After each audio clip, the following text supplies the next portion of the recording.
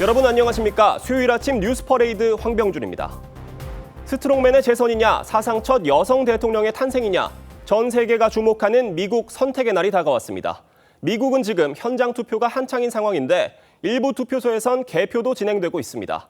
워싱턴의 이태영 특파원 연결해 자세한 얘기 나눠보겠습니다. 이 특파원, 현재 투표 상황이 어떤가요? 네, 미국 정치 수도 워싱턴 DC의 한 투표소에 나와 있습니다. 이 현재 시간은 오후 5시 30분으로 이제 투표가 한창 진행 중인 상황입니다. 미국 전역의 투표는 50개 주마다 시차는 있지만 이곳 현지 시간 밤 7시에서 8시 사이 마무리될 예정입니다. 이 미국 대선 투표일은 공휴일이 아닌데요. 이 선거 당국은 투표율을 높이려고 여기 보시면 이렇게 투표했다라고 적힌 스티커를 나눠주거나 아니면 우버 등을 이용하면 투표소 이동까지 50% 할인하는 행사도 진행하고 있습니다. 이번 선거 유권자는 약 2억 4천만 명 정도인데 사전투표 참여 인원이 8,300만 명에 육박한 만큼 최종적으로는 60% 넘는 투표율을 기록할 것으로 전망됩니다. 2020년 대선 투표율은 66.6%를 기록했습니다. 네, 그렇군요. 일부 투표소에선 개표도 시작됐다고 하는데 개표 결과는 언제쯤 알 수 있습니까? 네, 이제 투표 종료까지 약 2시간 정도 남았는데 개표는 바로 시작합니다. 이미 투표가 종료된 일부 투표소는 개표가 시작이 됐고요. 한국 시간 오늘 정오 이후는 돼야지 윤곽이 드러날 전망입니다. 2020년 바이든 당시에는 코로나 영향 등으로 선거 나흘 뒤에 승리가 확정됐는데 이번 대선은 이보다는 빠를 것으로 예상됩니다. 지난번만큼 우편 투표가 많지 않아 이 집계에 품이 덜 들기 때문인데요. 하지만 초접전 경합주에서는 승패 결정까지 시간이 걸릴 수 있습니다. 선거 불복 가능성도 변수입니다. 이 트럼프는 패배를 받아들일 거냐는 질문에 공정한 선거라며 승복하겠다며 불복 가능성을 열어뒀습니다. 또 방금 들어온 속보에 따르면 지난 대선 때 의회 난입 사태가 벌어졌던 의사당에서는 이 조명탄과 횃불을 든 남성이 체포가 됐는데 이 경찰은 정치폭력 가능성을 조사하고 있습니다. 지금까지 워싱턴에서 TV조선 이태형입니다. 대선 사상 초유의 박빙 승부에 미국은 긴장에 휩싸였습니다. 가짜 뉴스가 넘쳐나고 선거 후 폭동을 준비하는 정황까지 포착돼 백악관이 있는 수도 워싱턴 DC 일대는 철통 보안에 나섰습니다. 시민들은 선거가 무사히 끝나길 기원했습니다. 이어서 송무빈 기자입니다. 선거날을 맞은 워싱턴 DC. 백악관 주변으로 성인 남성 키보다 높은 철제 펜스가 세워지고 도로 곳곳이 통제됐습니다. 식당 유리창은 폭동에 대비해 합판으로 둘러싸였습니다. It's the craziest election I've ever seen, which you kind of knew just with the polarizing candidates. 트럼프냐 해리스냐 유례없는 박빙의 대결 속 긴장이 고조되면서 도시 전체가 요새처럼 변한 겁니다. 4년 전 트럼프 전 대통령의 패배에 불복한 지지자들이 의회를 습격한 것과 같은 폭력 사태 우려도 제기됩니다. 트럼프 지지자들이 SNS를 통해 내전 대비 총기 준비, 부정투표 가담 이주민 사살 등 위험한 대화를 나눈 정황을 포착했다고 현지 언론은 전했습니다. Anybody who thinks it's time to play militia, F around and find out. 접전지인 조지아주의 투표소는 폭탄 협박 신고로 주민이 대피했고 부정선거를 암시하는 가짜뉴스도 난무하고 있습니다. 미 시민들은 선거가 평화롭게 끝나기를 기원하고 있습니다. Because I've seen on the news like people have been like sabotaging and burning ballots and stuff, so I just hope that doesn't happen to mine or anybody else's. 미 연방수사국 FBI는 투표 기간 중 선거 위협에 강력 대응하겠다고 밝혔습니다. TV조선 송무빈입니다. 네, 이번 미 대선은 현직 대통령의 후보 사퇴와 후보 암살 시도 등 그 어느 때보다 반전과 사건, 사고가 많았다는 평가입니다. 선거판을 뒤흔들었던 결정적인 순간들이 많았는데 구민성 기자가 정리해봤습니다. 올해 6월까지만 해도 이번 대선은 현직 바이든 대통령과 전직 트럼프 전 대통령의 리턴 매치이자 역대 최고령 후보 간의 대결로 굳어지는 듯했습니다. 그런데 6월 27일 TV 토론이 지각 변동을 몰고 왔습니다. 바이든 대통령은 기침을 하고 횡설수설하는 모습으로 고령 우려를 키웠고 민주당 안팎에서 후보 교체론이 본격 제기됐습니다. dealing with everything we have to do with, look, 이런 상황에 7월 13일 트럼프 전 대통령이 야외 유세 도중 총격을 받는 사건이 벌어집니다. 피격 직후 성조기 아래서 주먹을 불끈 쥔 극적인 장면까지 나오면서 대세는 트럼프로 기우는 듯했습니다. 이어진 공화당 전당대회는 대관식을 방불케 했습니다. If I had not moved my head at that very last instant, the assassin's bullet would have perfectly hit its mark, and I would not be here tonight. 결국 바이든 대통령은 7월 21일 재선 포기를 선언하면서 카멜라 해리스 부통령을 대선 후보로 지지합니다. 해리스 부통령은 민주당 지지자들의 꺼져가던 열정에 다시 불을 붙이며 무서운 기세로 트럼프 전 대통령을 추격해 나갔습니다.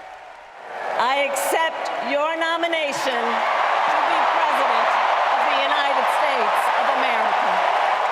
Let's fight for it. Let's get out there. Let's vote for it. 두 후보 간의 처음이자 마지막 TV 토론이 열린 9월 10일. 해리스는 자신감 있고 여유 있는 태도로 판정승 평가를 받았습니다. 반면 트럼프 전 대통령은 해리스의 유도성 공격에 침착함을 잃는가 하면 이민자가 개와 고양이를 잡아먹는다는 근거 없는 발언으로 파장을 불러왔습니다. 하지만 이후로도 두 후보의 지지율은 초박빙 접전 양상을 이어가면서 미 역사상 가장 치열하고 지독한 선거전으로 기록됐습니다. TV조선 구민성입니다. 네, 미 대통령 선거는 우리와는 달리 간접 투표 방식을 택하고 있죠. 유권자들이 일반 투표로 본인이 사는 주의 선거인단을 뽑고 그 선거인단들이 대통령을 뽑는 형태입니다. 흔히 땅 따먹기로 불리는 승자 독식 구조 때문에 반전이 일어나기도 하는데요. 이번에는 미국의 선거 제도를 김자민 기자가 자세히 짚어봤습니다. 미국의 복잡한 선거 방식을 단적으로 보여주는 게 2016년 있었던 도널드 트럼프 공화당 후보와 힐러리 클린턴 민주당 후보의 대선 결과입니다. 클린턴은 트럼프보다 286만 표를 더 얻고도 선거에서 패했죠. 각 주의 선거인단이 한 번 더 투표해 대통령을 뽑는 간접 선거 방식 때문입니다. 유권자들은 후보 개인에게 표를 던지는 대신 본인이 사는 주의 선거인단에 투표합니다. 인구 비례에 따라 선거인단 수가 배정되는데 인구가 가장 많은 캘리포니아 주에는 55명, 인구가 적은 와이오밍 등 8개 주는 3명에 불과합니다. 전체 선거인단은 538명, 과반이 270명인데 이 이상을 확보하면 이깁니다. 이 숫자를 매직 넘버라고 부릅니다. 미국 대선의 또 다른 특징은 승자 독식입니다. 쉽게 예를 들어 선거인단이 10명 배정된 미네소타주에서 A 후보가 90%, B 후보가 10%를 득표하면 선거인단을 각각 9명 1명으로 나누는 게 아니라 A 후보가 10명을 다 가져갑니다. 단 한 표라도 더 받은 후보가 그 주 선거인단을 독식하는 겁니다. 이 선거인단 10명은 이후 선거인단 투표에서 자신이 지지를 공표한 대선 후보에게 투표합니다. 해리스와 트럼프가 7개 경합주에 화력을 모으는 이유가 바로 이 승자 독식 구조 때문입니다. 특히 가장 많은 선거인단인 19명을 보유한 펜실베니아는 경합주 중에 경합주로 불립니다. 11월 5일 유권자 투표로 대통령 당선인의 윤곽이 드러나지만 절차적 선출 단계는 남습니다. 각 주별로 선출된 선거인단이 12월 17일 진짜 투표로 대통령과 부통령을 확정합니다. TV조선 김자민입니다.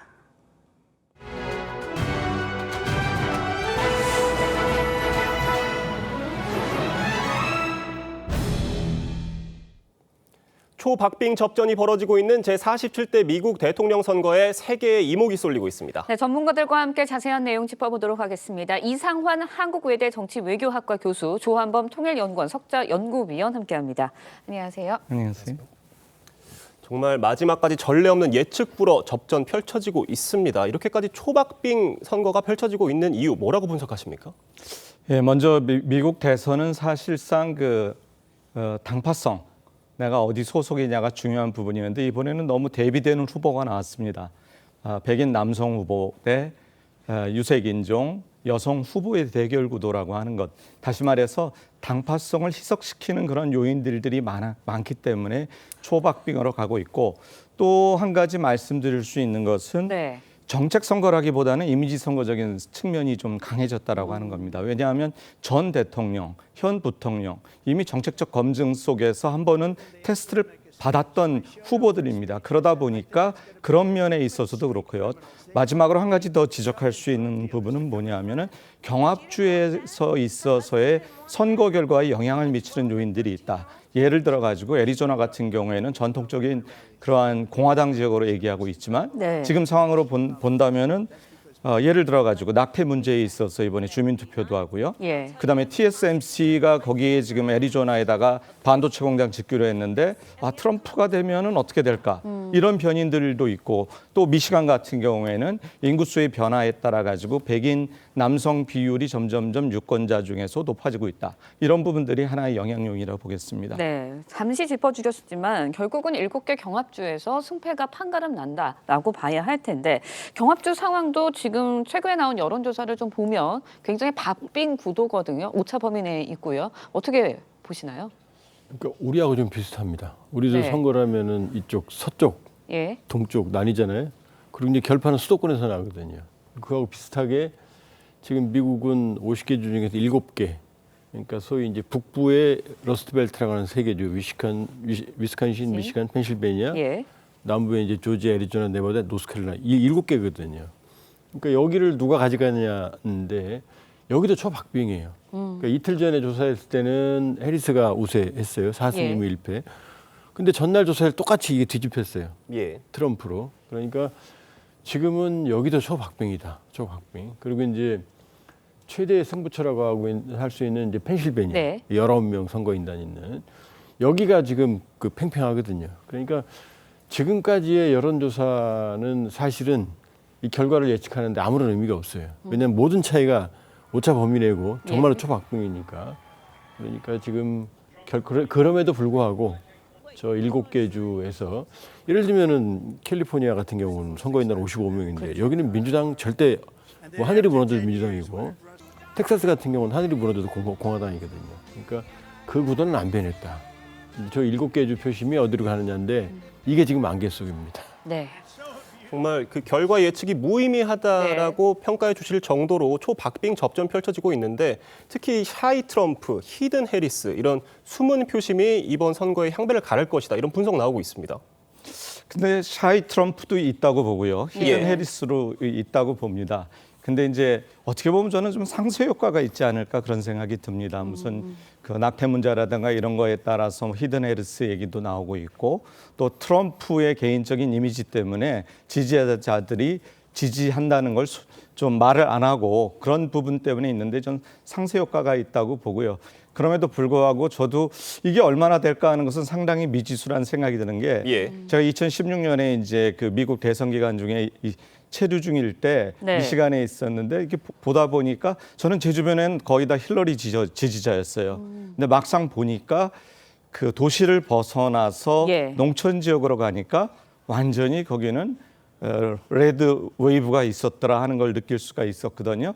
그렇게 본다면은 영향 요인은 되는데 상쇄 효과 때문에 결과를 뒤바꿀 정도의 그런 큰 포인트는 아니다 그런 생각이 듭니다. 네, 뭐 히든 해리스냐, 샤이 트럼프냐 이것도 결국은 좀 지켜봐야 된다 이런 말씀인 것 같은데 트럼프 후보가 이제 선거 막바지에 되면서 막말이 좀 논란이 있었거든요. 그럼 또 민주당 출신의 여성 정치인 펠로시 전 의장을 향해서 막말을 해서 논란이 일었습니다. 그렇다 보니까 여성의 표심을 좀 더 자극하지 않을까라는 분석도 있는데 여기에 대해서는 어떻게 보시나요? 그게 말실수가 아니고요. 제가 본 계산된, 의도된 발언이에요. 왜냐하면 트럼프 대통령은 우리가 보기에는 매우 거친 사람이거든요. 예. 제가 아무리 점수를 주려고 해도 모험생은 아닙니다. 나쁜 남자 이미지가 있거든요. 근데 그럼 그 마케팅을 왜 가져가느냐. 지금 세계 경제도 불확실하고 그다음에 안보, 글로벌 안보 위기. 그러니까 우크라이나, 러시아 전쟁, 그다음에 중동. 그러니까 이 점점 더 불확실해지고 불안정성이 커지면 국내 정치가 보수 우경화합니다. 그러면은 스트롱맨을 원하거든요. 그러니까 나쁜 남자지만 괜찮아. 나만 지켜주면 이런 게 강해요. 그러니까 지금 유럽에서도 우경하지 않습니까? 프랑스에서 르펜의 약진, 그 다음에 이태리 같은 경우는 무솔리니 후예를 자처하는 사람이 지금 주권하거든요.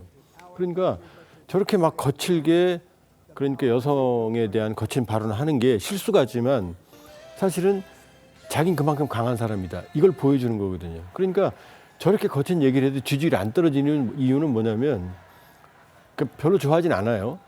그러나 해리스 누가 봐도 해리스가 더 모범생처럼 보이죠. 둘 비교해 보면. 근데 약해 보이거든요. 그러니까 지금 표심은 제가 보기에 뭐 마지막에 캠페인에 뭘 하고 이게 아니고 지금 미국 유권자들 마음속에는 그래도 미국적 가치 민주주의를 지키는 해리스로 갈 거냐. 그런 한 좀 약해 보인다. 이 장점 단점이 다 있죠. 네. 그러나 트럼프는 거칠어 보이지만 강인한 이미지. 이 거센 파도를 헤쳐나갈 수 있을 거야. 요 두 개를 가지고 지금 선택을 하는 거거든요. 그러니까 말실수 몇 마디나 무슨 위지 메이킹 이게 아니고 네. 요 흐름을 미국의 유권자들이 어느 쪽으로 손을 잡느냐 여기 결정을 할 것 같아요. 참 이 트럼프와 해리스 지지층이 양분된 상황에서 투표율이 얼마나 나올지도 참 주목이 되고 있습니다. 이런 상황에서 소수 인종이나 또 청년층의 투표율이 변수가 될 거란 분석 나오고 있는데 왜 그렇습니까? 뭐 지금 예측한 바로는 60%가 넘어가고 그중에 예. 반 이상이 이제 사전 투표를 하지 않는가 예. 이런 얘기를 하고 있는데요. 사실 소수 인종이라든가 청년층들이 민주당 성향을 갖고 있다는 것은 뭐 지금도 계속되고 있죠. 근데 그게 어느 정도냐? 이 부분에 있어서 조금 이번에는 상당 부분 그 예측이 좀 과거보다는 좀 약하지 않을까. 예를 들어 가지고 민주당 정부가 갖고 있는 그런 이미지가 있거든요. 민주당이 갖고 있는 이미지. 그러니까 예를 들어 가지고 인종 문제에 있어서 흑인 관련한 인권 부분 이런 얘기를 하는데 미네소타주의 그 플로이드 사건 때 예. 그걸로 인해서 어떻게 보면 바이든이 상당수의 표를 얻었는데 후속 조치가 좀 미약했다. 그다음에 그 외에도 히스패닉들의 그런 이민 관련한 부분에 있어서 조금 좀 제도적 차원에서 상당히 좀 긍정적인 변화가 있을 줄 알았는데 그 부분도 그렇지 실망감을 줬다. 더군다나 민주당 이미지는 노조라든가 중하층 그런 그 근로자들에 대한 이권을 보호해야 되는데 주요한 정책적 아이템이 친환경 그런 쪽으로 나오다 보니까 우리가 바라는 건 실질적인 이해관계인데 네. 민주당이 우아한 민주당으로 가고 있구나. 이런 데서 오는 실망감 이런 것들 때문에 민주당 성향이긴 하지만 정도가 좀 약화된 모습으로 결과에 반영되지 않을까 생각이 듭니다. 네, 이번에는요 두 후보의 마지막 유세 장소가 갖는 그 의미도 좀 짚어보도록 하겠습니다. 해리스는 일단은 펜실베니아 주에서 마지막 유세를 했고요. 트럼프 후보 같은 경우에는 뭐 2016년 대선이나 2020년 대선에서 택했던 미시간을 또 찾았거든요. 어떤 의미를 갖고 있다고 보세요? 그러니까 이제 트럼프 대통령은 16년, 20년 두 번 나왔죠. 예. 16년은 성공했고 20년은 이제 실패했죠. 근데 그 장소에 마지막 했던데 또 갔거든요. 예. 근데 이제 트럼프 전 대통령의 기억 속에는 2016년은 누가 봐도 압도적으로 힐러리였거든요. 근데 그걸 뒤집은 사실상 이제 본인의 생각엔 기적적인 장소거든요, 거기가. 아마 그걸 추억을 하는 것 같고 지금 이제 해리스 부통령 같은 경우에는 영화 로키. 예. 이제 그 영화 로키 보면은 정말로 바닥에 떨어진 사람이 어렵게 재기하는 이런 과정이잖아요. 그러니까 본인도 역시 이제 그런 어려움을 유색인종 여자로서 모든 최초의 타이틀을 거머쥐면서 이제 여기까지 왔고 이제 마지막에 이제 그 로키에 나오는 기적적인 승리를 이루겠다 이런 이미지를 좀 보여주는 거거든요. 유권자들이 이제 어느 손을 잡을지는 이제 두고 봐야죠. 네. 참 이 미 대선 앞두고 극적인 상황들도 이어졌었습니다. 트럼프 대통령의 암살 시도서부터 예. 이 바이든 대통령의 전격 사퇴까지 있었는데 이런 이벤트들이 참 선거에 결정적인 영향을 미치곤 하잖아요. 어떤 한 장면으로 꼽으실 수 있겠습니까? 그러니까 이미지 선거적인 측면이 강하다 보니까요. 네. 그 암살 시도 그 모습이 어떻게 보면 트럼프의 이미지가 공화당 유권자들한테 아직도 각인돼 있으리라고 봅니다. 그게 공화당 유권자들을 결집시키는 요인이 되리라고 보고요. 그다음에 극적인 그 대통령 후보를 민주당이 바이든에서 해리스로 바꿨다고 했을 때 그 순간의 이미지도 마찬가지로 작동을 하고요. 조금 전에 지금 그 마지막 그 유세지를 예. 트럼프가 미시간의 그랜드 래피드로 했다고 했는데 그랜드 래피드라는 데가 바로 미시간 출신의 대통령 제랄드 포드의 고향입니다. 그러다 보니까 그 공화당의 어떤 그러한 선거 결집을 유도하는 부분도 있고 2016년에 절대 안 된다고 했었을 적에 승리로 이끈 그 주의 하나가 미시간이었고 그 미시간에서의 그런 선거인 단수가 결정적인 역할을 했기 때문에 그런 극적인 효과도 이미지로 주려고 어제 마지막 유세를 미시간의 그랜드 래피드에서 했다고 생각이 듭니다. 네. 조한범 박사님께도 여쭤보겠습니다. 이번 미 대선의 한 장면 꼽는다면 어떤 장면 꼽으시겠습니까? 이제 두 장면이죠. 왜냐하면 이제 크게 보면 스테이지가 4개입니다. 미국 대선에. 그러니까 6월 말에 첫 번째 TV 토론에서 정말 바이든이 참패할 때, 그리고 이제 7월 중순 트럼프 대통령 피격, 공화당 컨벤션, 여기까지가 이제 사실은 이제 바이든 대통령이 지기 전까지가 첫 번째 스테이지면, 이제 바이든 대통령이 참패하고 트럼프의 시간이 할 때가 두 번째 스테이지거든요. 여기서 이제 사실은 트럼프 대통령이 피격되는 그 장면이 극적이죠, 정말.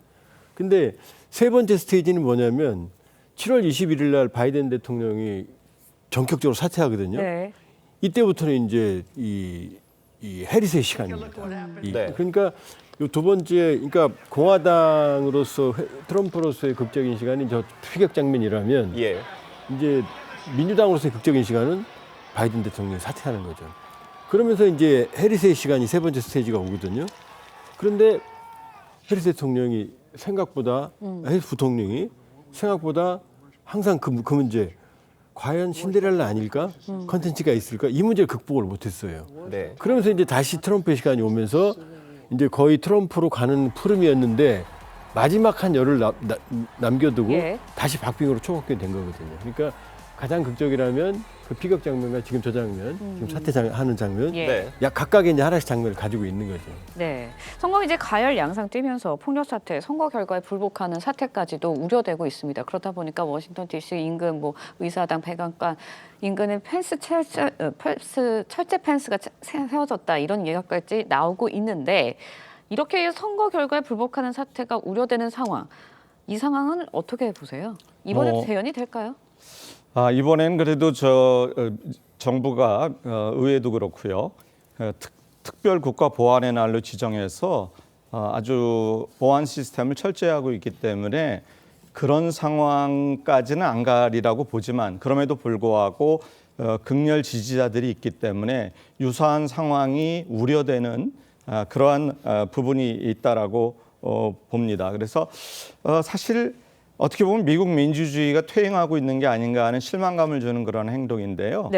이번에는 그래도 지난번 같은, 그러니까 21년 1월 6일과 같은 사태가 벌어지는 일은 없지 않을까. 그러면서도 걱정되는 부분은 개표가 빨리, 경합주의 개표가 좀 빨리 끝나야 되는데 예를 들어서 펜실베니아 같은 경우에는 그 사전 투표한 것들을 우편 투표를 미리 개표를 시작을 못 하다 보니까 최소한 일주일 이상 걸릴 것 같고 그런 몇몇 경합주에 있어서의 결과가 빨리 나와야지 조금 그러한 폭력 사태의 가능성을 줄일 수 있지 않을까 그런 생각이 듭니다. 지금 뭐 말씀해 주신 것처럼 이런 폭동 가능성에 대한 우려와도 같이 맥을 하는 것 같은데 이번 선거에서는 어떤 후보가 당선이 되더라도 그 후유증이 클 것이다 이런 분석들 나오고 있습니다. 왜 그렇습니까? 미국의 쇠락입니다.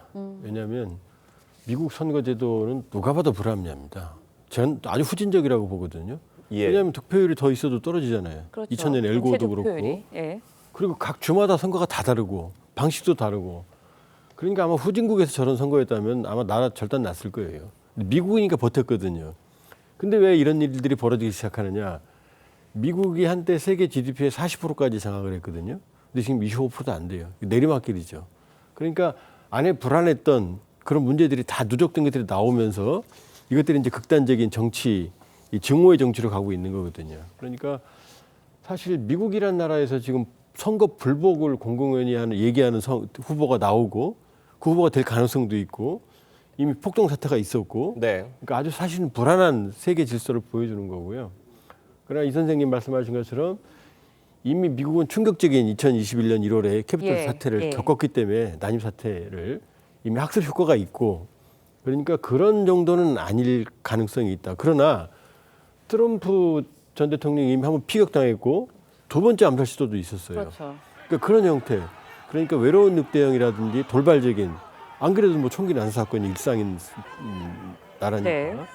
그럴 가능성은 배제할 수 없다. 그런 분노의 범죄로. 그러나 저런 지금 화면에 나온 지난번 사태는 제가 예. 보기에는 재현되기 쉽지 않을 거다 이렇게 볼 수 있어요. 네, 미 대선 판세에 대한 날카로운 분석해 주셨습니다. 두 분과는 잠시 후에 계속해서 미 대선 관련 이야기 이어가겠습니다. 감사합니다. 네, 고맙습니다. 더불어민주당이 내일 윤석열 대통령 대국민 담화를 앞두고 한동훈 국민의힘 대표가 오늘 당 중진들과 회동합니다. 한 대표는 그동안 인적 쇄신과 김건희 여사 대외 활동 자제 등을 요구해온 만큼 거듭 국민의 눈높이에 맞는 기자회견을 강조하고 있는데요. 오늘 당내 중진들과 만나 의견을 수렴한 뒤 대통령실에 전달한다는 계획입니다. 전정원 기자의 보도입니다. 국민의힘 한동훈 대표는 윤석열 대통령 대국민 담화에 대해 국민 눈높이를 수차례 강조했습니다. 국민의 눈높이에 맞는 담화가 되길 기대하고요. 반드시 그래야 한다라고 생각합니다. 대국민 담화를 하루 앞두고 한 대표는 당 중진 의원을 소집했습니다. 3선 이상 의원과 차례로 만나 공천 개입 의혹과 대통령 지지율 하락 등에 대한 의견을 듣고 대통령실에 전달할 계획입니다. 한 대표는 김건희 여사의 대외 활동 자제와 대통령실 인적 쇄신, 윤 대통령의 대국민 사과 등을 요구한 바 있습니다.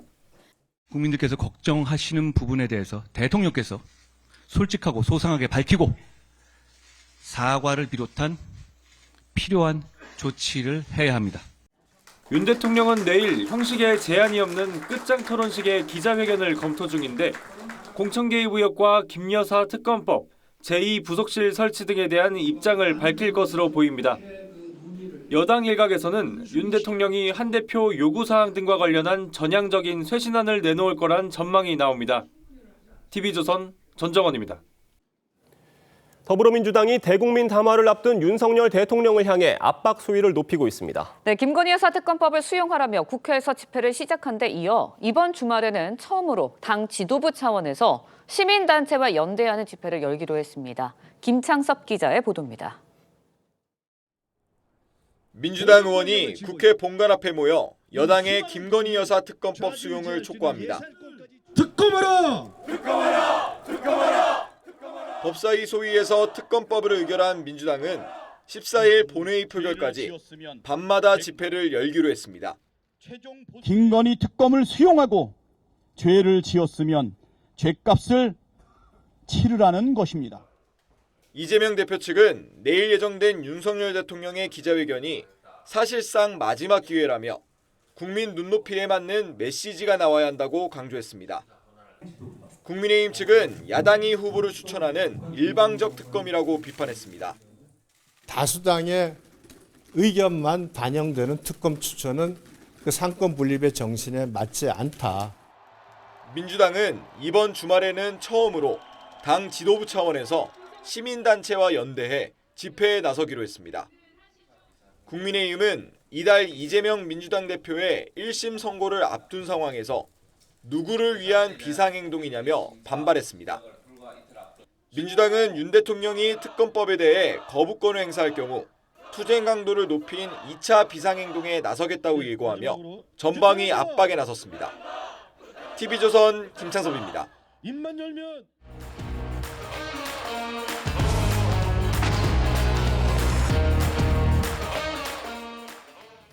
정치권 소식 짚어보는 아침의 맞수 시간입니다. 오늘의 정치 맞수 윤기찬 국민의힘 법률위 부위원장, 김종욱 전 민주연구원 부원장 나오셨습니다.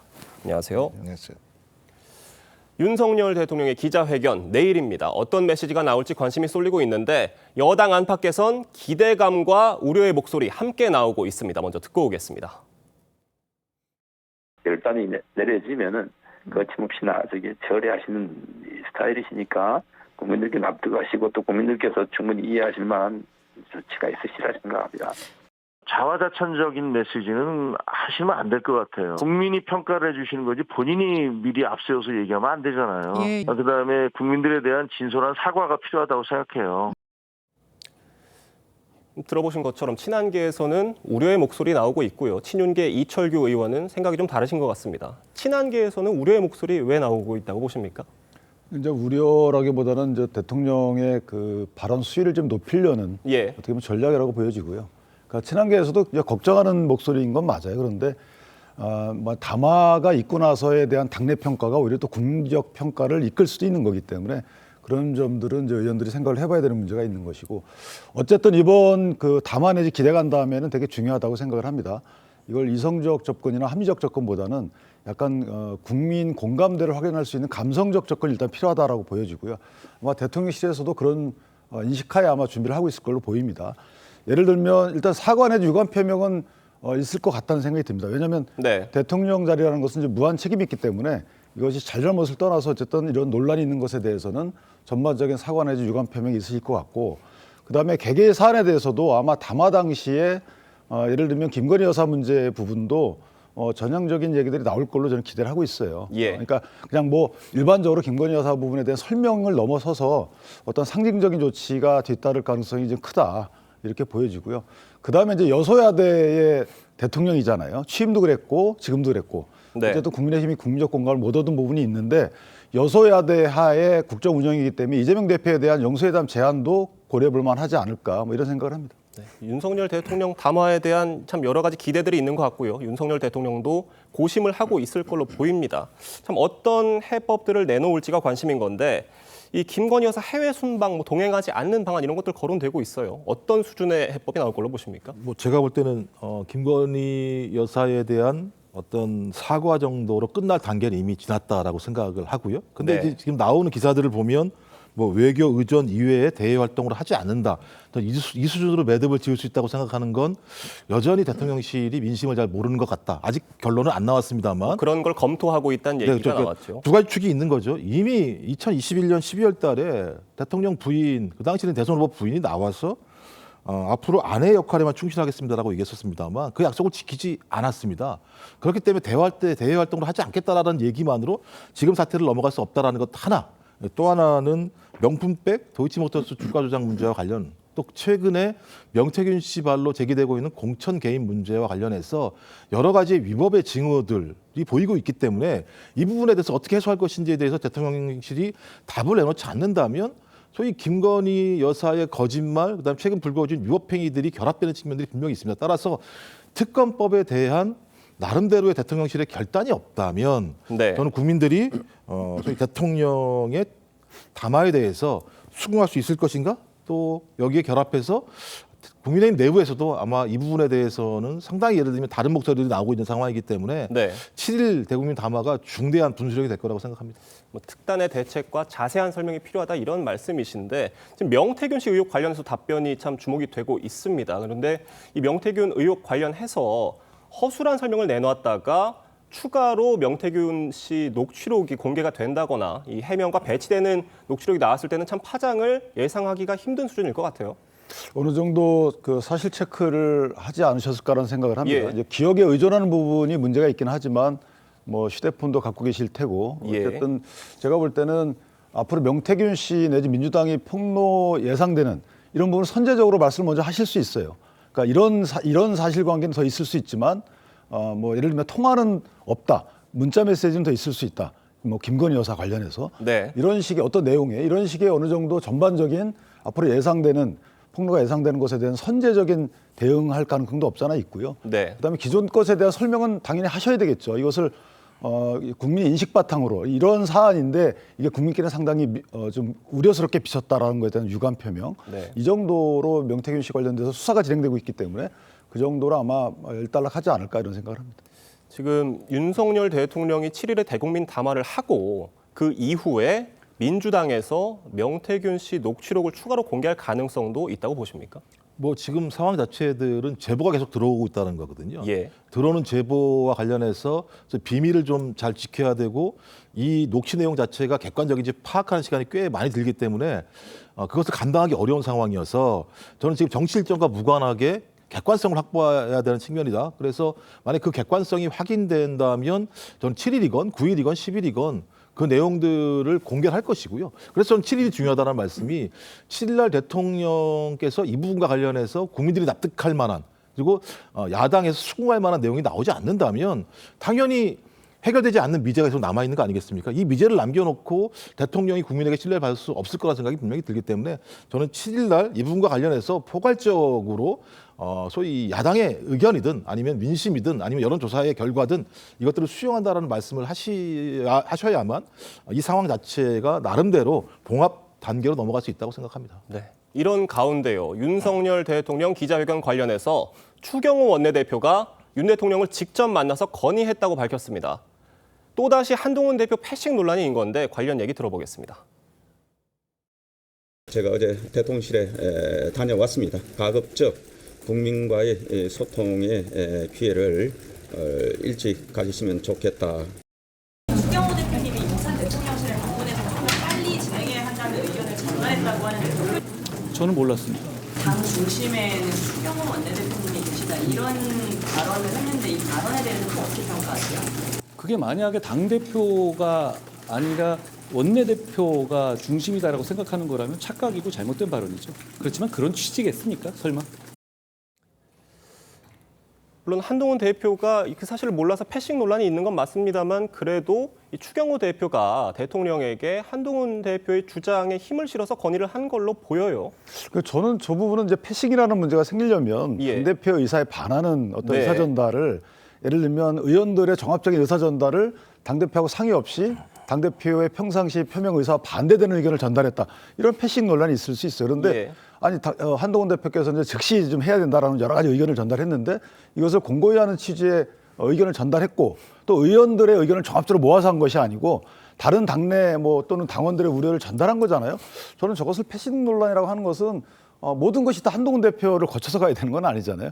그래서 그런 부분은 일각의 한동훈 대표 측근의 일각의 말씀이 아닐까 이렇게 생각합니다. 애매한 부분이 있는 것도 맞는 말인 것 같아요. 한동훈 대표는 몰랐지만 그래도 한동훈 대표의 주장과 결을 달리하는 얘기를 건의한 것 같지는 않고요. 그런데 이제 추경호 원내대표가 지난번 한동훈 대표 그 면담 이후에도 이제 만찬에 불려가서 또 당시에도 논란이 있었습니다. 이렇게 윤 대통령이 한동훈 대표보다 추경호 대표를 좀 더 가까이 하는 모습 어떻게 평가하십니까? 말씀하신 것처럼 당대표가 모르게 일을 진행한다는 게 상식적으로 말이 안 되는 거죠. 이거 설명이 안 되는 내용입니다. 같은 내용이라고 하더라도 이런 중요한 정치적 행위잖아요. 소위 대통령이 국민적 의심을 받는 과정에서 7일 날 전격적으로 대국민 담화를 발표하는 내용을 추경호 원내대표가 제안을 해서 대통령이 수용을 했는데 당대표는 직전까지 몰랐다. 직전에 알았다라고 얘기하는 건 누가 뭐라고 하더라도 당대표에 대한 의사를 묻지 않았다는 것밖에 안 되는 상황이기 때문에 당대표가 패싱된 건 사실인 것이고 또 대통령과 원내대표의 직할체제가 만들었다는 측면에서 그리고 이게 처음이 아니고 지난번 소위 당대표와 대통령의 차담 이후에 바로 직후에 만찬에 원내대표를 부른 일이 벌어졌고 또 이걸 또 공개를 했습니다. 이번도 마찬가지인데요. 저는 추경호 원내대표가 이걸 왜 공개했을까? 공개할 이유가 없잖아요, 굳이. 저희 대통령이 발표하면 되는 것이고 결심에 의해서 그다음에 7일 이전에 당대표와 원내대표에게 통보했다라고 하면 되는 내용인데 이걸 굳이 추경호 원내대표가 공개했다라고 하는 건 당대표가 패싱됐다라고 하는 사실들을 공개적으로 알린 측면이 분명히 있기 때문에 이 부분에 대해서는 국민의힘 특히 집권 여당이 이런 모습을 보이는 건 좋지 않다. 이런 생각이 듭니다. 근데 이제 사실 저희가 살펴봐야 될 부분은 이걸 저녁에 발표한다는 것도 문제였다고 또 주장하고 있고 그다음에 빨리 해달라고 했는데 빨리 날짜를 잡아서 통보를 했는데도 불구하고 상의 안 했냐고 하는 것도 문제가 있을 수 있고 글쎄 저는 절차적 문제 같고 이 국민적 시각에서 볼 때 이건 좀 이렇게 사사건건 얘기하는 것은 좀 문제다라고 생각합니다. 네, 당대표를 거치지 않고 전달한 거에 대한 이견이 있으신 것 같습니다. 민주당 얘기도 해보겠습니다. 이 세 번째로 발의한 김건희 여사 특검법이 어제 국회 법사위 소위를 통과했습니다. 민주당은 특검법을 수용하는지 여부가 윤 대통령 회견의 성패를 가를 거라고 주장을 했는데 여권 시각에서 바라보시기엔 어떻습니까? 저 부분은 탄핵을 받아들이거나 아니면 하야하거나 또는 임기 단축 중임제 개헌에 찬성해라 이런 취지하고 다름이 없어요. 지금 민주당 일각에서 얘기하는 것처럼 야당 인사에 대해서는 저인망식 수사하지 말라는 거잖아요. 그런데 지금 이거 저인망 14개의 혐의가 들어가 있단 말이죠. 저인망식 특검을 국회에서 발의하는 건 하라는 소리인가요? 그러니까 앞뒤가 안 맞는 것이고 여기 전부 다 수사하고 있고요. 민주당이 의혹 제기하고 민주당 수사받아라. 그렇지 않으면 탄핵해라. 이거는 말이 안 되는 거죠. 네.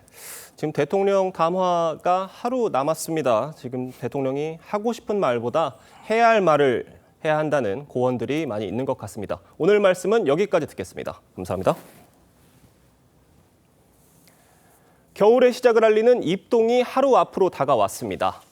오늘 경기 내륙 등 지역은 어제보다 더 추워져서 영하권을 기록했습니다. 광화문 광장에 나가 있는 취재기자 연결해 날씨 상황 알아보겠습니다. 임서인 기자, 지금 기온이 얼마나 떨어졌습니까? 이번 주 들어 부쩍 추워진 날씨에 출근길 시민들의 옷차림도 두터워졌습니다. 현재 서울의 기온은 4도까지 떨어졌는데요. 강한 바람에 체감온도는 더 낮습니다. 북서쪽에서 찬 공기가 남하하면서 전국 대부분 지역의 아침 기온이 5도 안팎으로 떨어졌고 파주와 철원 등지는 영하권 추위를 보이고 있습니다. 낮 최고 기온은 서울이 11도, 대전이 13도, 부산이 16도로 전국적으로 10도에서 17도에 그치겠습니다. 오늘 아침 전국 내륙 지역 곳곳에 서리가 내리겠고 중부 내륙과 전북 동부, 경북 내륙에 얼음이 오는 곳도 있겠습니다. 전남 서해안에는 오전 한때 비가 조금 내리겠으며 제주도 높은 산지에는 0.1cm 미만의 눈이 날리는 곳이 있겠습니다. 입동인 내일은 이번 추위가 정점에 이를 전망입니다. 아침 최저 기온이 영하 3도에서 8도로 올가을 들어 가장 춥겠습니다. 기상청은 급격한 기온 변화로 인한 건강관리에 유의하라고 당부했습니다. 추위의 기세는 내일까지 이어지다 금요일부터 평년 수준의 기온을 회복할 전망입니다. 서울 광화문 광장에서 TV조선 임서인입니다. 네, 경기 성남에서 SUV가 앞서가던 전기 자전거를 뒤에서 들이받고 그대로 달아나는 사고가 발생했습니다. 자전거를 타던 30대 남성 결국 숨졌고 경찰은 뺑소니 운전자를 추적해 검거했는데 가해 차량 운전자 20대 대학생이었습니다. 이 학생은 음주 사실을 숨기려고 집에서 술을 마셨다는 거짓말까지 했던 것으로 드러났습니다. 김승동 기자가 취재했습니다. 깜깜한 새벽, 4차로를 달리는 SUV 아래에 불꽃이 튀더니 전기자전거 한 대가 도로에 나뒹 겁니다. 앞서가던 전기자전거를 들이받고는 아무런 조치 없이 그대로 달아나는 겁니다. 이 사고로 자전거를 타고 가던 30대 남성은 크게 다쳐 병원으로 옮겨졌지만 결국 숨졌습니다. 경찰은 CCTV 영상을 분석해 뺑소니 차량을 추적했습니다. 사고 2시간 반이 지난 새벽 6시 40분. 경찰은 사고 현장에서 1.5km 정도 떨어진 오피스텔 주차타워에서 사고 차량을 찾아냈습니다. 차량 운전자는 주거지인 오피스텔에서 긴급 체포됐습니다. 집안에서는 차량 블랙박스 메모리 카드도 발견됐습니다. 차 유리창이 깨져가지고 그거 확인하려고 들고 들어갔다고 하는데 저희들이 봤을 때는 증거인멸 시도로. 뺑소니범은 20대 대학생으로 인근 주점에서 술을 마시고 만취한 상태에서 운전대를 잡았습니다. 그런데 경찰에게는 빈 술병을 보여주며 집에 와서 술을 마셨다고 거짓말을 했던 것으로 드러났습니다. 경찰은 3년 전에도 음주운전을 하다 사고를 낸 이 남성에 대해 구속영장을 신청할 방침입니다. TV조선 김승돈입니다. 네, 밤사이 사고 소식 전해드립니다. 남해고속도로 동김해 나들목 인근에서 어젯밤 11시 57분쯤 교통사고가 발생해 30대 여성이 숨졌습니다. 당시 여성은 차량이 고장나 정차하던 중이었는데 음주운전 차량이 현장을 덮쳤습니다. 음주 차량 운전자인 30대 남성은 음주 측정 결과 면허 취소 수준의 만취 상태였던 것으로 전해졌습니다. 경찰은 블랙박스 영상 등을 토대로 정확한 사고 경위를 조사 중입니다.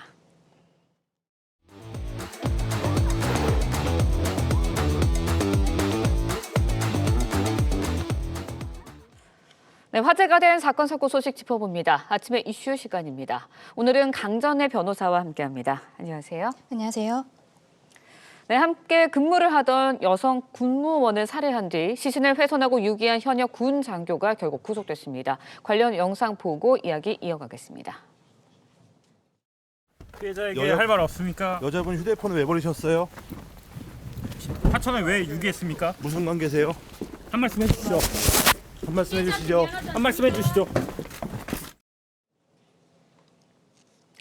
네, 보신 것처럼 피의자 군장교 결국은 사과하냐는 그 의사를 묻는 질문에 아무 말도 하지 않았거든요. 영장실질심사에서 혐의 모두 인정했다고 하는데 네. 그 의도는 뭔가요? 일단 영상 보셨습니다만 이 사건은 지난달 25일에 있었던 일입니다. 군부대에서 장교가 같은 예. 부대에 근무했던 여성 군무원을 목을 졸라서 살해를 하고요. 그리고 그날 저녁에 시신을 훼손을 하고 그리고 그 다음 날 시신을 유기한 상황으로 지금 수사 과정에서 드러나고 있습니다. 예. 이 시신이 지난 2일에 수면 위로 떠올랐기 때문에 사건이 드러나게 됐는데요. 보신 것처럼 지금 가해자 장교 A씨에 대해서 어제 춘천지방법원에서 영장실질심사가 있었습니다. 근데 이거 조금 독특한 것이 영장실질심사가 우리 시청자분들도 아시겠지만 그래도 한 30분, 1시간 뭐 이렇게 하는 경우들이 좀 있거든요. 그렇죠. 근데 이 사건 같은 경우에는 어제 10분밖에 하지 않았다라는 거예요. 이유는 지금 피의자 저 장교 A씨가 이 사건을 모두 인정을 하고 있었기 때문으로 보이는데요. 이 사람은 2일 날 시신이 떠오르고 3일에 강남 일원역 근처에서 긴급 체포가 되었습니다. 근데 체포가 되었을 때에도 실상은 순순히 좀 응하는 모습을 보였고 그 이후에 잠시 좀 수사가 있었거든요. 이 수사 과정에서도 아직은 범행 동기까지는 드러나지 않았습니다만 네. 범행 사실 자체에 대해서는 시인을 하고 있었기 때문에 이게 지금 10분 정도의 영장실질심사로 끝난 것으로 보이고요. 어제 영장이 발부된 부분에 있어서는 살인, 사체 손괴 그리고 사체 유기 혐의였었는데 법원에서는 증거인멸과 도주의 우려가 있다라고 봐서 영장이 발부된 것입니다. 네, 피의자 군장교 처음에 이제 우발적 범행이었다, 우발적 네. 살인이었다 이걸 굉장히 강조를 했는데 그 이후의 행적들을 살펴보면 완전 범죄이지 않을까, 계획 범죄이지 않을까 이런 정황들이 좀 드러났거든요. 어떻게 보세요? 왜냐하면 우발적 범행인 경우에는요 형량이 확 낮아집니다. 한 10년 안팎으로 나오는 경우들이 있고요. 그리고 이제 만약에 계획 범죄라고 하면 20년 이상의 형이 선고되는 경우들이 많습니다. 그렇기 때문에 피의자 입장에서는 계획적이 아니고 그냥 우발적인 살인이었다라고 보통 주장을 합니다. 그런데 지금까지 드러난 상황을 봤을 때는 아무래도 계획 범죄에 경찰 쪽에서는 좀 중심을 두고 있는 것으로 보여요. 왜냐하면은 말씀드린 것처럼 군 부대의 주차장 안에서 예. 지금 이 A 씨의 차량 안에서 피해자를 목졸라서 살해를 한 뒤에 거기에 옷가지를 덮어둡니다. 그리고 본인은 다시 회사에 나가서 평범하게 근무를 하고 저녁이 되어서 공사장으로 가게 되거든요.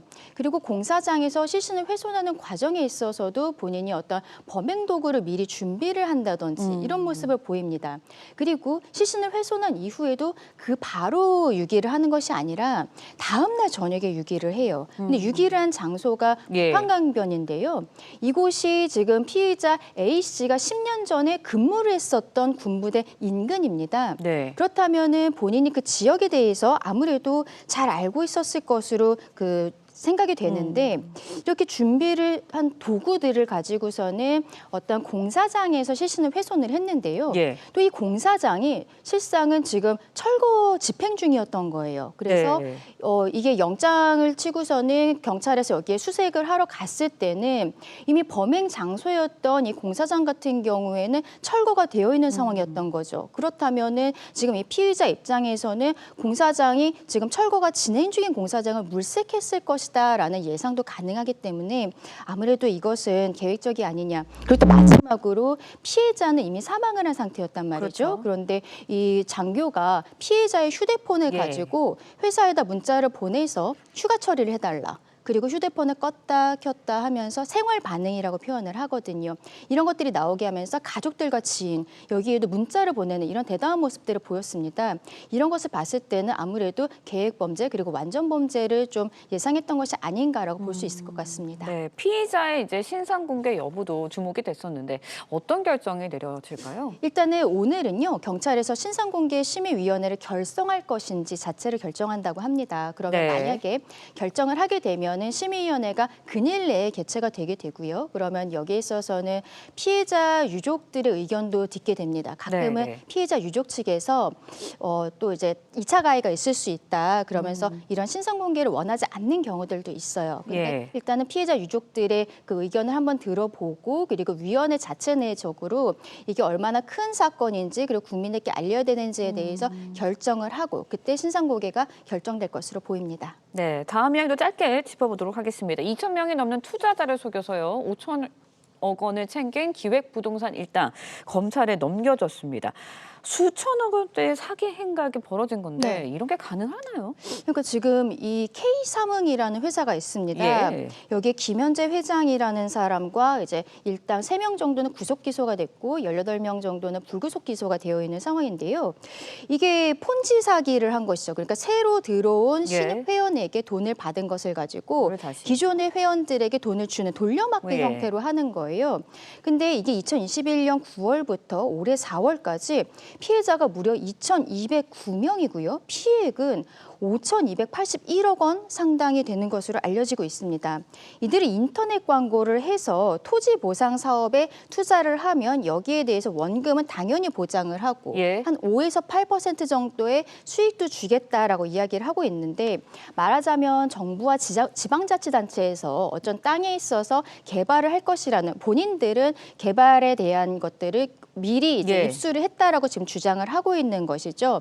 그런 형태로 피해자들을 모집을 해서 투자를 받았고 그리고 일부는 또 실제로 땅을 사기도 했었던 것으로 알려지고 있는데 이 알려진 땅들은 주위에서 봤을 때 전혀 개발이 되지 않을 것 같은 이런 지역에다가 투자를 하겠다라고 한 것이죠. 결국에는 폰지 사기로서 돌려막기 형태로 지금 이것이 진행이 되었던 것으로 보입니다. 네, 알겠습니다. 지금까지 확인된 K삼흥 투자 피해자 2,000명이 넘습니다. 관련 목소리 듣고 이야기 이어가겠습니다. 보통 수익을 보면은 300% 이상도 볼 수 있다고 연락했어요. 그런 일이 다 있죠.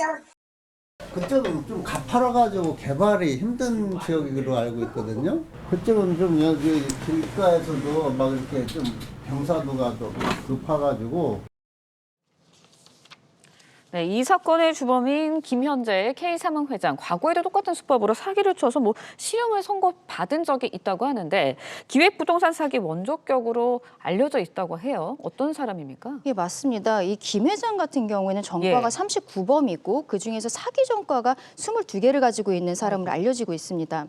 1990년대 후반부터 2007년까지 계속적으로 이런 형태의 폰지 사기를 벌여왔고 그때 대법원에서 사기와 횡령 혐의로 징역 3년 그리고 벌금이 800억 정도를 이제 선고를 받은 적이 있었어요. 그때는 삼흥그룹이라고 했었는데요. 이번에 문제가 되고 있는 회사는 K삼흥입니다. 결과적으로는 K라는 이름만 앞에 붙였을 뿐이지 어떠한 범죄의 수법이라든지 이런 것들을 굉장히 동일했던 것이죠. 당시에도 749억 원 정도가 피해액이 있었고 그리고 245억 정도를 횡령한 것으로 알려지고 있습니다. 네, 알겠습니다. 김현재 회장 2007년 사기 행각을 벌였을 때 징역 3년을 선고받았거든요. 이번에는 어떤 처벌이 좀 내려질까요? 이번에는 피해자도 더 많고 금액도 더 많습니다. 다들 기억하시겠지만 2021년에 머지플러스 사태가 있었잖아요. 그렇죠. 머지플러스 사태 때는 그 대표가 남매로 알려져 있었는데요. 이때 피해액이 한 750억 정도가 됐었습니다. 그랬는데 이 남매들이 한 명은 4년 그리고 한 명은 8년형을 받게 됐어요. 그래서 여기에 대해서 사기라는 것이 형량이 너무 낮은 것이 아니냐. 지금 이 김 회장 같은 경우에도 출소를 하고 똑같은 행동을 하는 것이잖아요. 어떤 벌금이라든지 추징되는 것에 비해서 형이 너무 낮기 때문에 같은 수법으로 다시 동일한 범죄에 나아간 것이 아니냐라는 지적들이 있는 상황입니다. 네, 알겠습니다. 사건, 사고 이슈 강전의 변호사와 함께 이야기 나눠봤습니다. 오늘 말씀 여기까지 듣겠습니다. 고맙습니다. 감사합니다. 네, 다시 한번 미 워싱턴 DC 연결해서 미 대선 상황 짚어보도록 하겠습니다. 미국은 지금 현장 투표가 한창 진행 중이라고 하는데요. 일부 투표소에서는 개표도 진행되고 있습니다. 미 헌정 사상 첫 여성 대통령이 탄생하게 될지, 트럼프의 징검다리 재선이 가능해질지 전 세계 이목이 쏠리고 있습니다. 워싱턴의 이태형 특파원 연결해서 자세한 상황 알아보도록 하겠습니다. 네, 이 특파원, 먼저 현재 투표 상황 어떻습니까? 네, 워싱턴 투표소에 나와 있습니다. 워싱턴 DC는 현재 시간이 오후 6시 20분을 막 넘어서 이제 투표가 막바지에 다다르고 있습니다. 이 미국 전역의 투표는 50개 주마다 시차는 있지만 이곳 현지 시간 밤 7시에서 8시 사이 마무리될 예정입니다.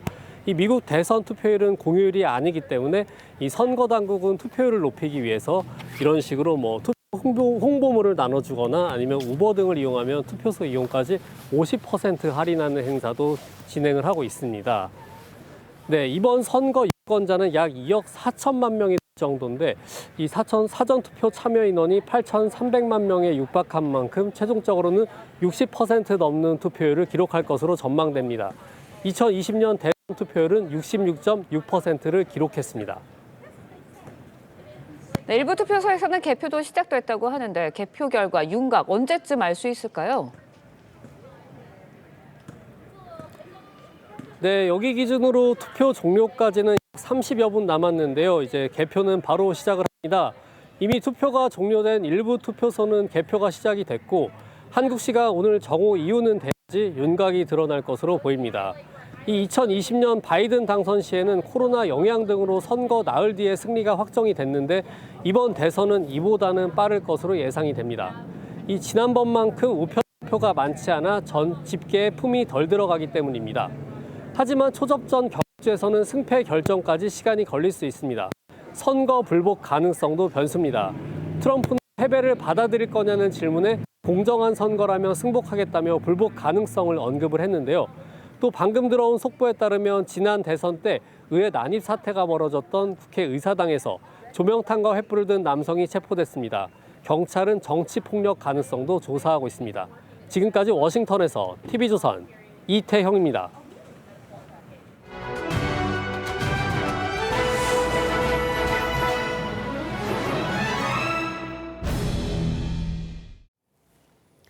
미국의 미래를 결정할 대선 투표가 진행 중인 가운데 미국 대선 결과가 국내와 전 세계에 어떤 영향을 미칠지도 관심입니다. 네, 앞서 모셨던 두 분 함께합니다. 조한범 통일연구원 석좌연구위원, 이상환 한국외대 정치외교학과 교수 함께합니다. 안녕하세요. 안녕하세요. 미국 대통령 선거 승부 예측이 선거 당일까지 50대 50 초박빙입니다. 역대 어느 대선보다 박빙인 선거전이 진행 중인데 왜 유독 초박빙이 진행 중이라고 보시나요? 이제 우리가 나뭇잎을 보지 말고요. 네. 좀 떠나서 이렇게 숲을 보면 큰 흐름을 보면 미국의 쇠락이라는 네. 배경입니다. 네. 미국의 불안. 제가 보기에 만일에 미국이 과거 이 절대 강자의 위상, GDP 40% 뭐 이때의 위상이라면 제가 보기에 해리스 부통령이 무난히 됐을 거예요. 근데 지금 미국이 쇠락하면서 이제 상대적 지위가 아직도 상대적인 위치는 점하고 있지만 절대 강자는 아니거든요. 그리고 이 많은 어떤 제조업 유출로 인한 경제 위기라든지 과거만 못 하거든요.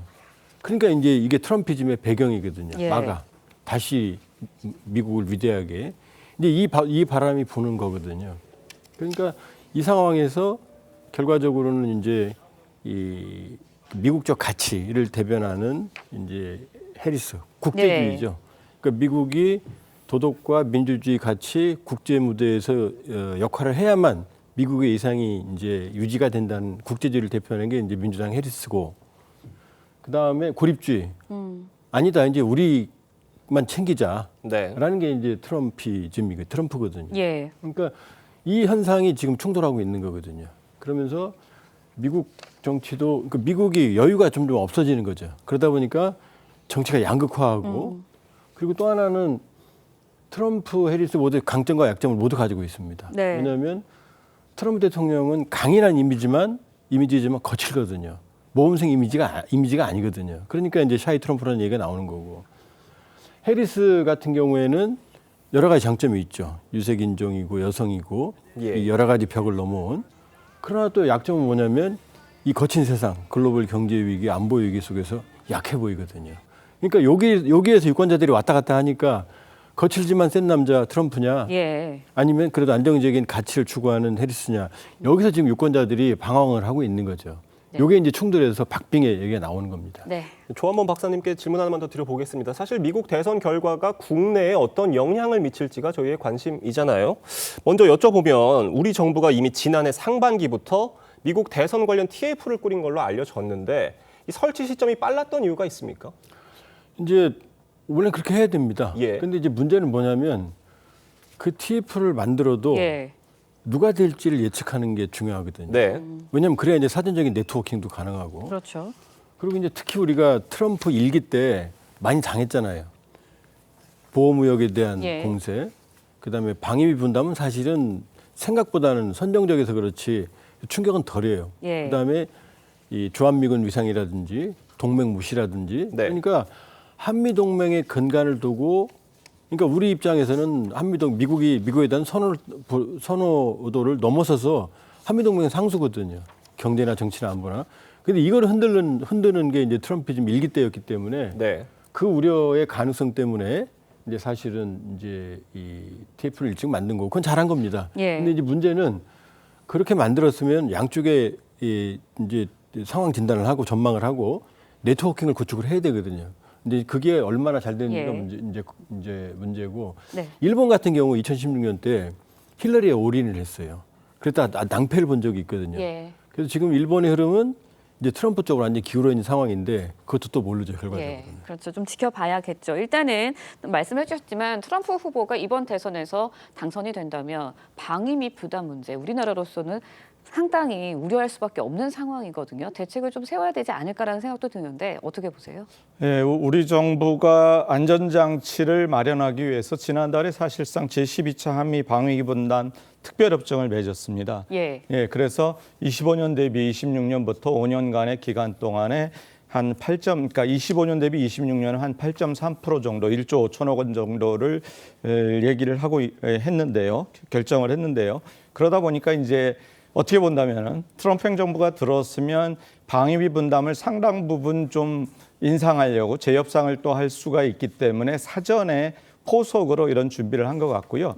그 다음에 소비자 물가 지수 증가율에 따라서 연동을 시킴으로써 비교적 안정적이고 예측 가능한 그러한 방위비 분담을 한미 간에 나름대로 합의를 이루는 상황입니다. 그래서 그런 점은 그런데 앞으로 또 상황에 따라서 트럼프가 그러니까 바이든 행정부 세계화 시대의 논리가 다자주의 규범주의라면 트럼프 행정부 때 보여준 모습은 양자주의 협상주의입니다. 그때 사안에 따라서 미국의 역학구도 속에서 힘의 논리 속에서 협상을 해서 하고자 하는 그런 부분이 있기 때문에 아무튼 안정적인 방위비 내지는 한미 관계를 위해서는 그런 지금 기존 정부 그러니까 민주당 정부와 합의해 놓은 것이 유지될 수 있는 그러한 선거 결과가 우리 입장에서는 조금은 안정적인 예측이 가능하게 할 것 같습니다. 국내 외교 안보에 대한 분석들 해주셨는데 산업계 얘기도 좀 해보겠습니다. 트럼프 2기가 출범을 한다면 관세 장벽이 높아지고 저희 수출에 좀 악영향이 있을 수 있다 이런 지적들이 있는 것 같아요. 그거는 뭐 예정된 운명이죠. 왜냐하면 이제 트럼프 대통령은 보호무역주의자거든요. 그러니까 중국도 지금 이제 이 상황을 주시하는 게 지금 뭐 고관세를 예고하고 있거든요. 이제 관세 장벽을 높여버리면 우리하고 중국처럼 수출에 의존하는 체제들은 직접적인 타격을 받거든요. 그러니까 물론 해리스 진영이 된다고 그래서 그런 보호무역주의가 완전히 사라지는 건 아니에요. 그러나 트럼프 진영 같은 경우에는 본인이 지금 계속 얘기하는 게 두 분야거든요. 안보와 경제를 강조하거든요. 안보는 센 남자, 경제는 자기가 본인이 비즈니스맨이니까 거기에 강점이 있다고 얘기를 하니까 분명히 이 미국 유권자들에게 어필하기 위해서는 경제적 효과를 단기간에 가져와야 되거든요. 그러면 이제 그게 보호무역주의고 관세 장벽이거든요. 그러니까 우울한 전망이지만 트럼프 2기가 시작이 되면 우리로서는 상당한 이 수출의 제약은 뭐 불가피하다 이렇게 봐야죠. 그런데 이제 해리스 1기가 출범을 하게 되면 기존에 있었던 보호무역 기조가 그래도 없어지지는 않을 것이다 이런 말씀을 해주셨거든요. 해리스가 당선이 된다면 그럼 저희 나라에서도 거기에 대한 맞는 대책을 좀 세워야 되지 않아요? 반도체 분야라든지 어떻게 보시나요?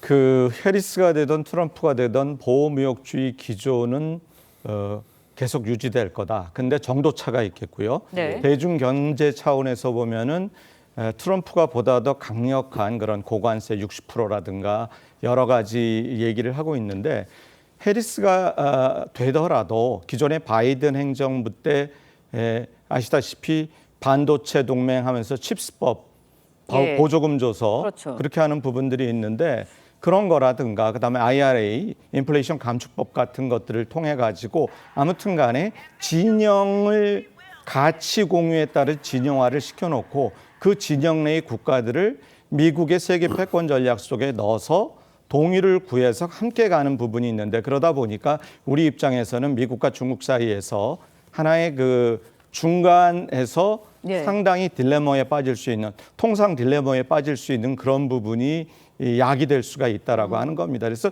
제 생각에는 핵심적인 그러한 안보적인 경제적인 사안에 대해서는 미국 진영 논리 속에서 우리가 함께 갈 수 있지만 그 외의 일반적인 것에서는 우리의 자율적인 외교적 공간을 확보하는 것이 가장 중요한 일이라고 생각이 듭니다.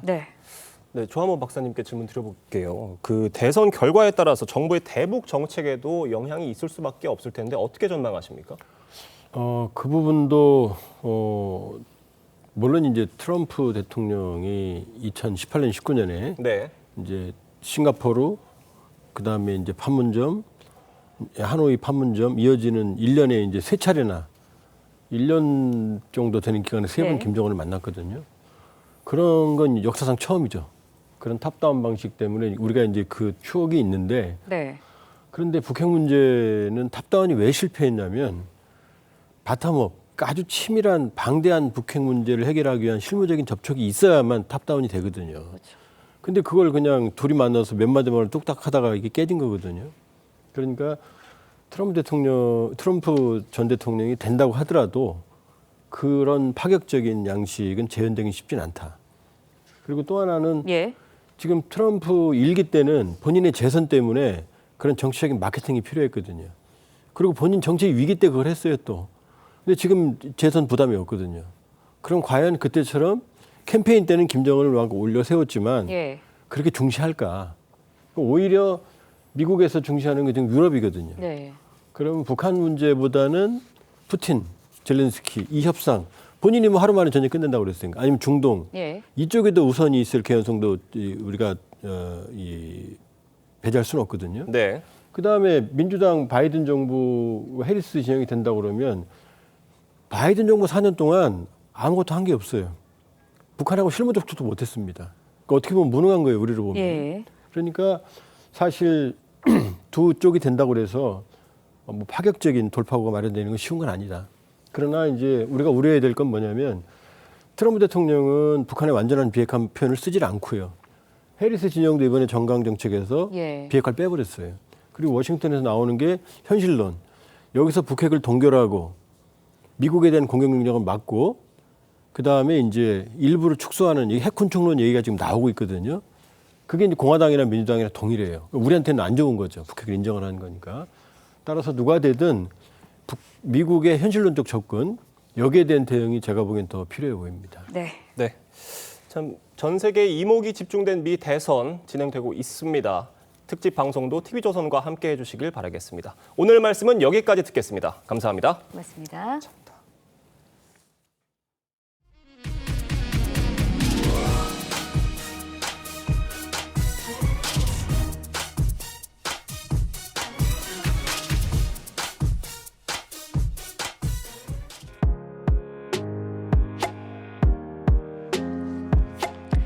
렌즈에 담긴 그 순간 그 의미를 짚어보는 시간이죠. 사진 기자가 선택한 아침의 한 장입니다. 오늘은 조선일보 사진부 박상훈 기자와 함께합니다. 안녕하세요. 오늘 아침에 볼 사진 어떤 건가요? 네, 외국인 관광객들이 뭔가에 굉장히 집중하고 있는 모습입니다. 서울 명동 아트브리즈 5층 댄스 스튜디오에서는 수요일마다 외국인 관광객을 대상으로 K-팝 댄스를 가르쳐 주는데요. 수강생들이 섬세한 손동작에서 열정이 느껴집니다. 최근 몇 년 새 K-팝 댄스 챌린지가 유행하면서 외국인들이 소셜미디어에 춤 영상을 올리기 시작했고 K-팝 댄스를 배우러 한국에 오는 경우도 많아지고 있습니다. 표정에서 K-팝 댄스를 즐기는 모습이 확실하게 느껴지는 것 같은데요. 관광객만 수강이 가능한 건가요? 네. 외국인만 신청 가능하며 수강료는 무료입니다. 1밀리언 스튜디오의 강사들이 가르치는데 워낙 인기가 좋아 구글 폼 신청이 금세 마감된다고 합니다. 프랑스에서 온 안젤라는 한국이 좋아 1년째 여행 중이라고 하고 어릴 적부터 K-팝을 듣고 자란 인도인 쿤자는 운동도 하고 좋아하는 춤을 배울 수 있어 일석이조라고 합니다. 아미라고 밝힌 A씨는 BTS에 빠진 이후 K-팝에 관심이 생겨 이곳에 오게 됐다고 하네요. 이제 K-팝이 세계의 문화로 확실히 자리 잡았다는 것을 실감할 수 있었던 사진인 것 같습니다. 지금까지 아침의 한 장이었습니다. 오늘 서울의 첫 서리가 관측됐습니다. 작년보다 이틀 빠르고 평년보다는 9일 늦었는데요. 서울을 포함해 내륙 곳곳에서도 서리가 내리고 얼음이 관측된 곳도 있습니다. 현재 서울의 최저기온 4.4도, 무주는 영하 5.2도, 철원은 영하 4.4도까지 떨어졌는데요. 지도에 파란색으로 표시된 곳들은 기온이 영하권으로 떨어진 곳들입니다. 절기 입동인 내일은 오늘보다 기온이 더 내려가며 올가을 들어 가장 춥겠는데요. 서울의 아침 기온 2도로 시작하겠습니다. 이후 금요일에는 기온이 차츰 오르며 이번 이른 추위는 누그러들겠습니다. 오늘 전국 하늘이 대체로 맑겠습니다. 아침까지 전남 서해안에는 비가 조금 내리겠고요. 서해안과 남해안으로는 바람이 매우 강하게 불겠습니다. 오늘 한낮 기온은 어제보다 1도에서 4도 정도 낮겠습니다. 서울 12도, 춘천과 청주 13도, 대구 15도 예상됩니다. 다가오는 주말 내륙은 대체로 맑겠고 제주도에는 비가 내리겠습니다. 오늘의 날씨 이나일입니다. 이상으로 수요일 뉴스 퍼레이드 마칩니다. 네, 저희는 내일 아침 7시 30분에 다시 찾아뵙겠습니다. 시청해주신 여러분 고맙습니다.